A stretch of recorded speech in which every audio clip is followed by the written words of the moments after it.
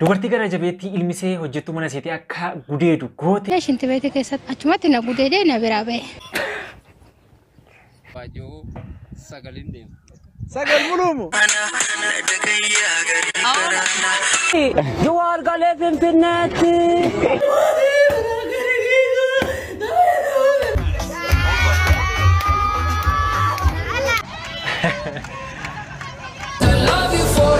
Jammi doonoo gaariidha.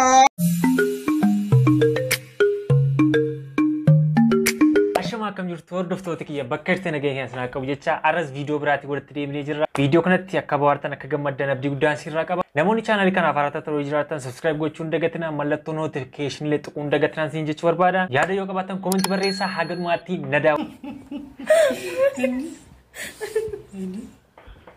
ስራሻ ምንድነው እንዴ? ስራ ገበኝ ገበኝ እንዴ?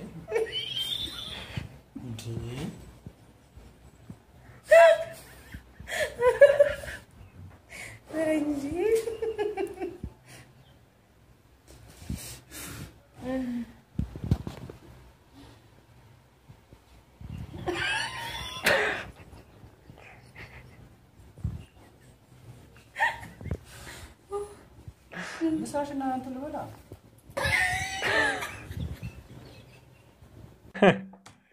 Yeroo namoonni qaama isaanii iddoo baay'eetti qirqirfatan baay'ee jiran kolfan jechuudha akka nama bobaa jiratti yeroo nama bu'an nama kofalchiisu jechuudha. Intalatti biroo si fidamee maal jettaan? Yoo bira mee akkam mee waajjira moo jennaan? Eeshi. Hinjira moo jette? Biran naqaaka. Maal as kan jettaan? Kun wallu ko jala ka. Maali maqaan mee wargatti? Dhalchumaaf. Kuma dhalchumaaf daa'ima argachuuf. Wanna biraa daa'ima lama sadi. Dhalchuu seera xorqumidha bakka. Guyyaa moo galgala? Galgal. Guyyaa saati lamatti bakka. Sa'a lama jammartaa? Aga meeqaa waftare? Kudhanitti. Hagal kan kudhanii moo? Irraa dhabdu agasaa kudhanii? Inda dhabdu? Inda dhabdu. Baajoo meeqa deemta? Baajoo sagalin deema. Sagal mulumu? Bakka. Intalatti biroo si fidamee maal jettu?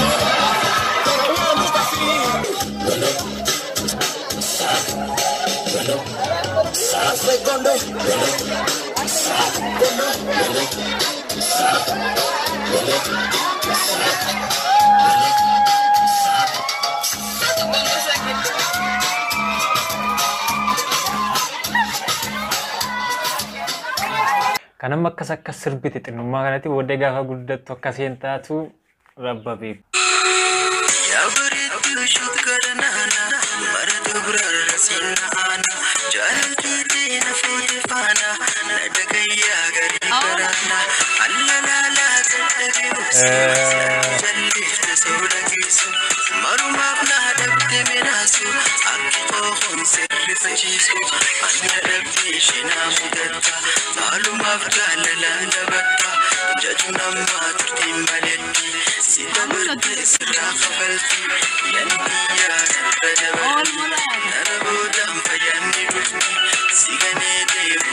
Ya jalala.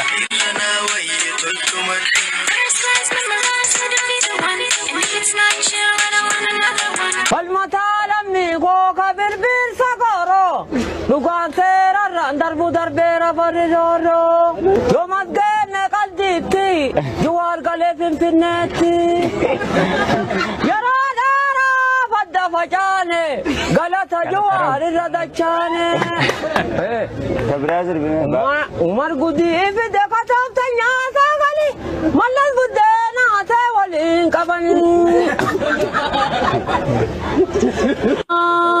garbu male yattaka kakumatti kabantu kubana matte kaba ara harka nabani bodese nama kuba nama halo babanne nama sabab falmane dudarana dukuba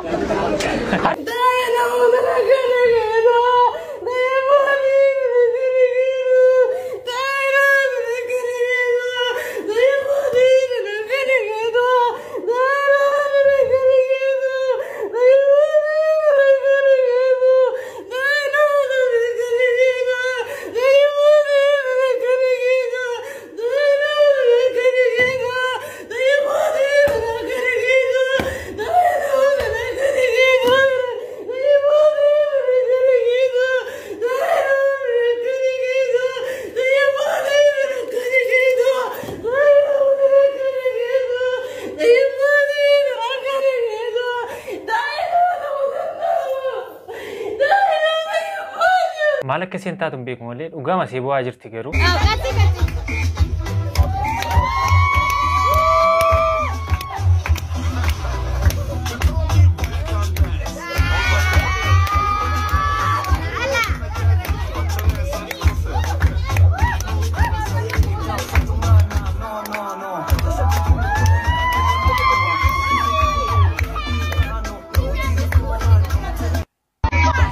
Badaan miti booda naatti kilabii matti galtii yookiin mana caffaraa sadhan galgala lafa sirbaa yookiin lafa muuziqaatti galuun seenafu. Haala kanaan deemtee jennaan.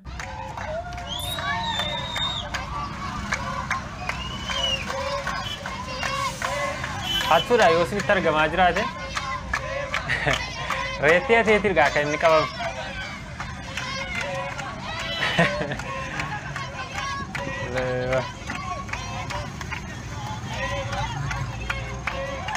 Hatu inamne immoo na hoolaa waan akka reetti kana hatu inamne sanumoo katamaadha natti fakkaata iddoon kun baadiyyaallee miti katamaa keessadha.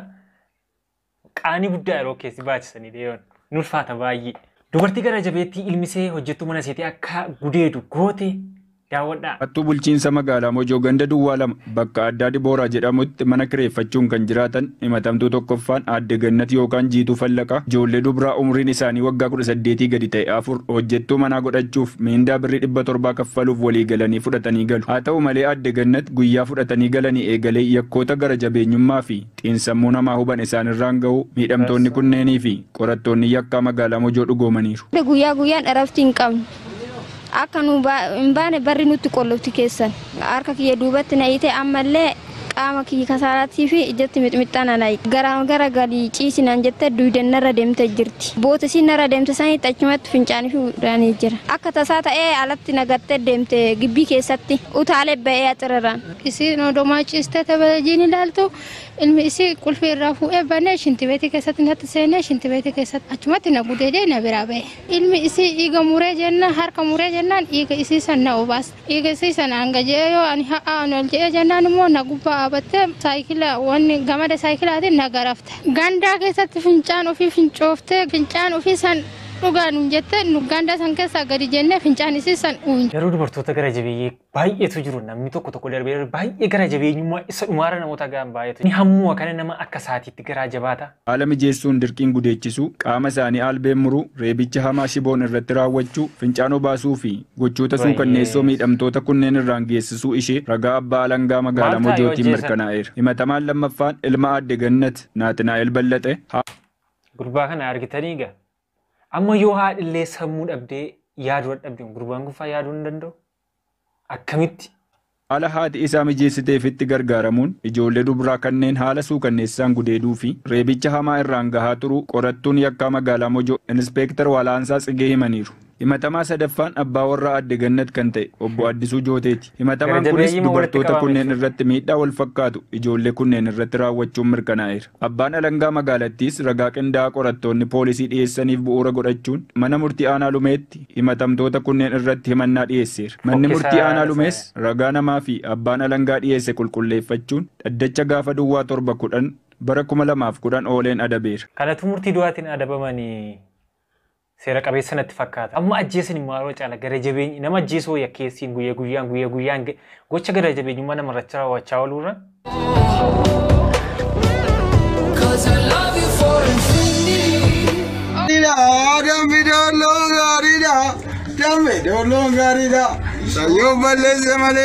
Jammi dolong garida, jammi dolong garida.